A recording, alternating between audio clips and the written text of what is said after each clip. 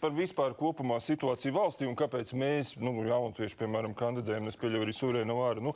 Šāds personāžs, nezinu, ir redzēts, nav redzēts. Uldis Rakstiņš, finanšu departamenta direktors Rīgas domē, 1,7 miljārdi viņa rokās, viss ar viņa parakstu. Un tad man ir kaut kādas 11 bildes, tas ir tagad, šogad, dažādos laikos, darba laikā, lietojot alkoholu, šampanieti un viskiju ar abolu, sulu un kolu, sēžot kazino darba laikā. Tiem, kas te teiks, tad ļoti video pat ir vēl labāk, ja te jau nopublicēts bija vakar internetā.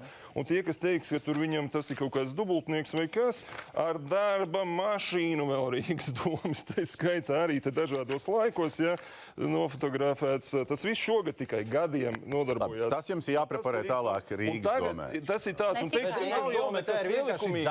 Nav nekas nelikumīgs, nav, ka tas esmu tā. Un iedomājieties, viņš nevienā bankā nevarētu pa zemākā līmeņa klērku vai apsargu vai apkopēju pat strādāt ar šādu te hobiju vai atkarību. Un tas ir visā valstī šobrīd. Atgriežamies pie visas valsts un gatavošanos vēlēšanām.